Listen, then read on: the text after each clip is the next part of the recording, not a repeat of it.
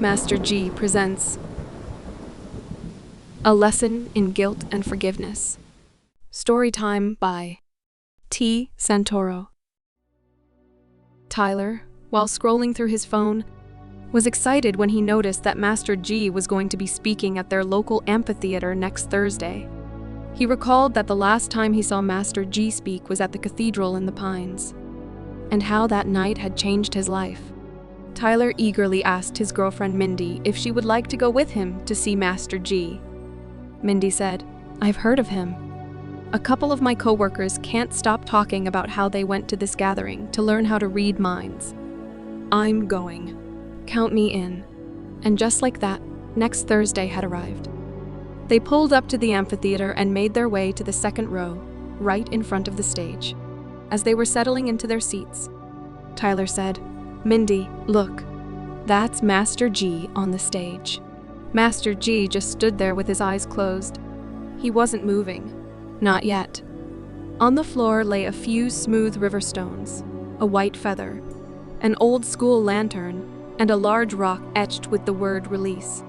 Mindy gave Tyler a warm hug and said, "Thank you for bringing me. All I heard all week was you and my coworkers just praising this guy." Tyler smiled.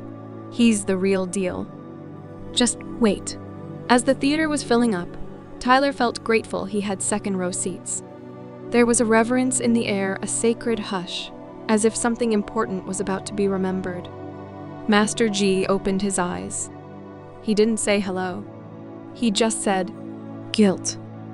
How many people here carry guilt with them?" A pause. Then he continued, "Let me be clear. There is a big difference between feeling guilty and being guilty of a crime. What we are talking about today is that inner guilt that takes up space in the heart and mind.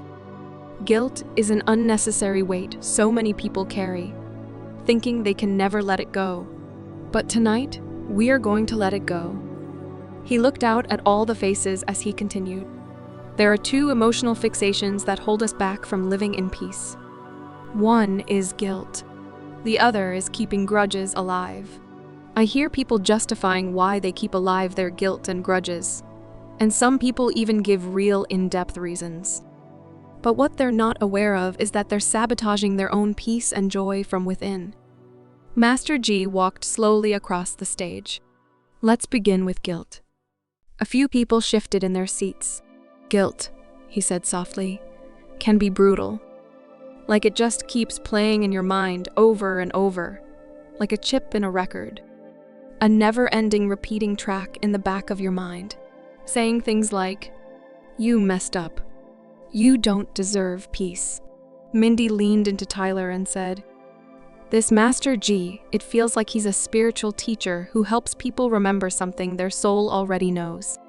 Tyler, not taking his eyes off of Master G, said, "You know it." Master G continued, "But here's the truth, that voice doesn't belong to you. That voice is a learned program. It began when you were young, maybe from a parent who was never satisfied, or a teacher who dismissed your uniqueness. Even some religions teach you to fear over love. And so, as humans, we try to figure out where we fit in. Sometimes we even give in to sabotaging thinking like, 'If I'm not perfect, then I must be unworthy.'"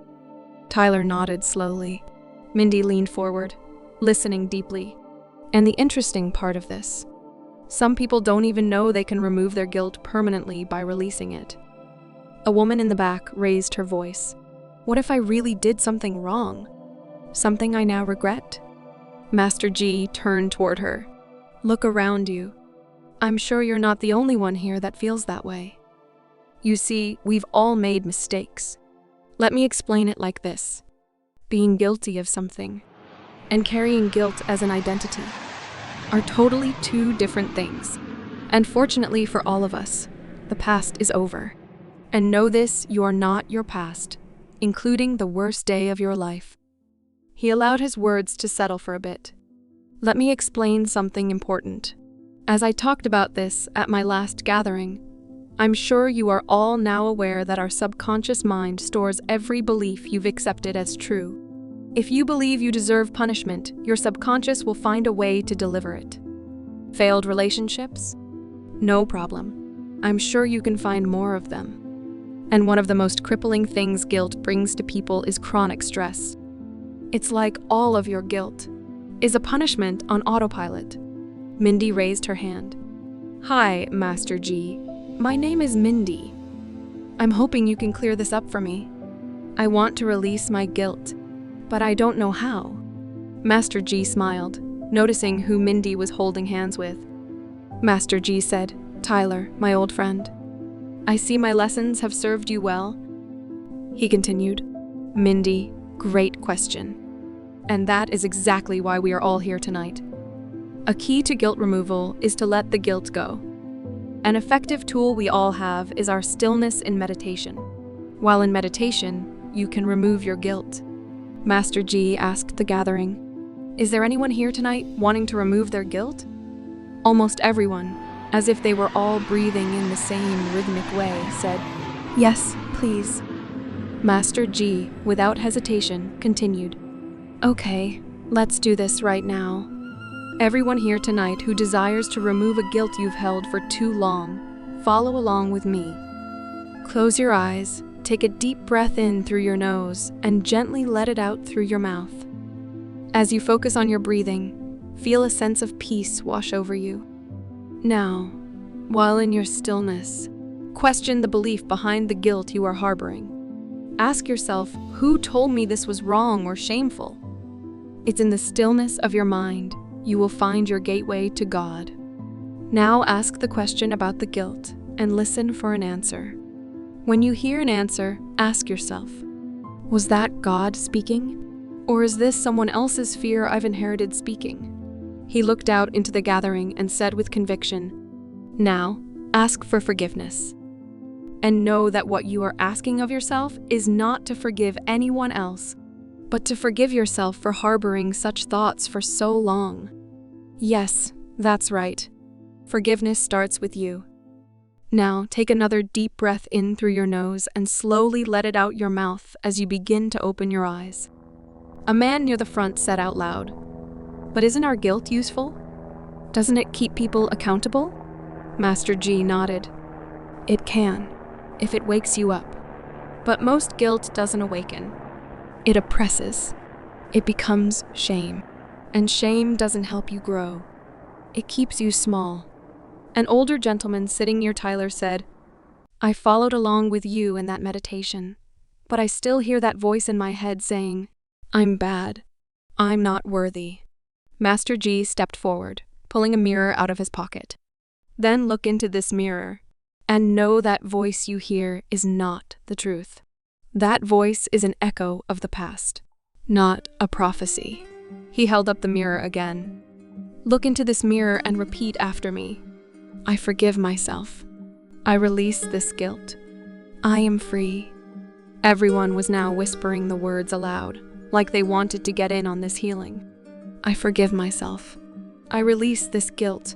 I am free. Master G lowered the mirror. Guilt does not cleanse you. Forgiveness does. And forgiveness must be felt. He walked slowly back to the center stage. Practice this in stillness. Say the words with sincerity. Feel the shift in your body. And when the guilt returns, as it often will, don't fight it.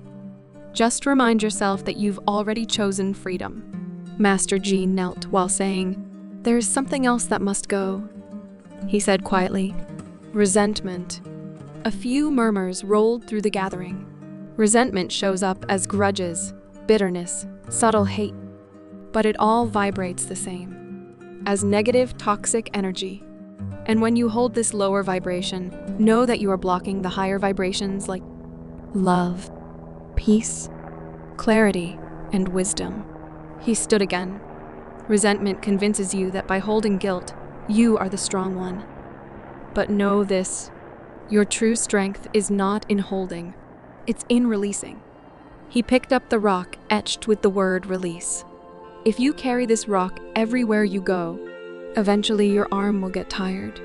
This is what holding resentment does to your soul. It exhausts your energy. He placed the rock gently back down, and when you finally let guilt go, You rise. He looked out at the gathering, his tone even softer now. You are allowed to release what no longer serves your spirit. You are allowed to live without guilt. You are allowed to forgive yourself without needing permission. And you are allowed to be happy, to be light, to be free. Tyler whispered to Mindy. He's talking to all of us, but it sounds like he's talking to me. She nodded, eyes shimmering. Master G placed both hands over his heart. This is not a ceremony. It's a beginning. Tonight, in your stillness, I ask you to do this. Speak kindness over yourself. Forgive what you've been holding. Replace blame with compassion. He looked out at the second row while saying, "The world has enough people accepting, believing, and speaking fear. And now you are all the ones who speak of love."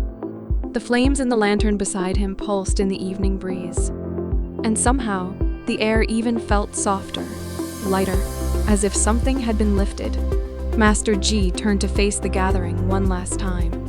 What we did here, tonight, in the stillness of your thoughts, you just evicted guilt that was taking up space. And where guilt has no home, love has room to grow. He bowed his head, then looked up at all of us and simply said, "See you in the stillness." If this story spoke to you, please like the video, subscribe to the channel, and remember to click the bell so you always hear a new story. And if you know someone who could use this message, share it with them. Because sometimes, a simple story is all it takes to spark something real.